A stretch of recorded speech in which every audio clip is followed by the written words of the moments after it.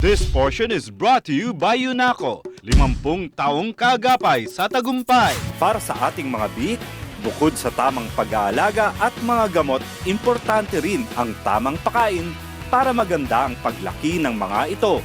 At yan ang pag-uusapan natin ngayon sa pagpapatuloy ng Piggrow Bingo.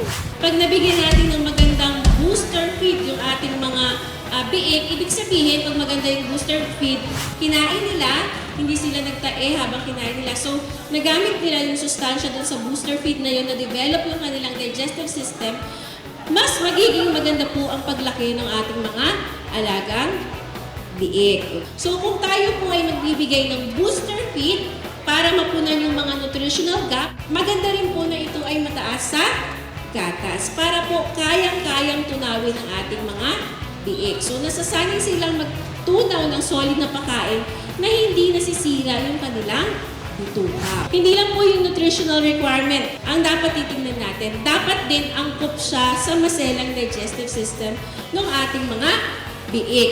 Unang-una, dapat siya ay palatable, gustong kainin ng ating mga biik, at highly digestible po. So, piling-pili ang mga ingredients na ginagamit natin sa ating booster feed po para sa maselang digestive system ng ating mga biik. So, ini-introduce po natin yung ating produkto para sa mga biik, ang Early Win Advanced Piglet Nutrition. So, isa-isahin po natin yung mga features po na Early Win Immunobooster at Early Win Superstar.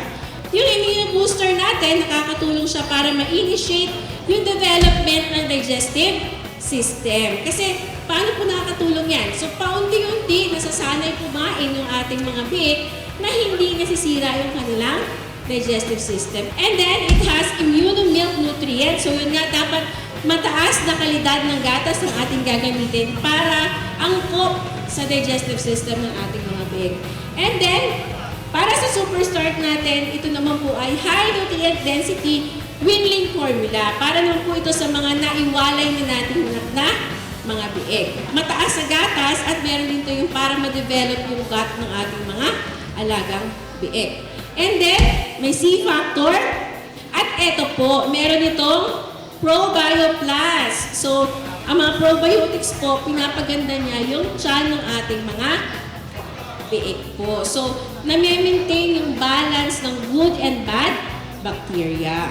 So, ano po yung suggested feeding program natin para sa Early Win? So, yung Immunobooster, 5 to 35 days. Sa ating Early Win Superstar, pagkawalay, anong araw po? 36 to 256 days. Kung tayo po ay nagwawalay ng 28 days, hindi po tayo kaagad magmabago ng pakain. So, mga 1 week pa po, so nire-recommend natin mga 36 days po natin gamitin yung Early Win Superstar. Kumbaga para less stress din sa ating mga alagang biik po. So, by feeding Early Win, you'll get healthier and more active piglets with good appetite, lesser medication costs and lower mortality, faster growth, and shorter days to market. Marami pa pong mga tips sa wastong pag-aalaga ng baboy ang ipinamahagi sa Piggrow Bingo. Kaya't makibahagi na kayo para na rin kayong nakabingo sa kayamanan ng kaalaman sa negosyong babuyan. This portion was brought to you by UNACO, 50 taong kaagapay sa tagumpay.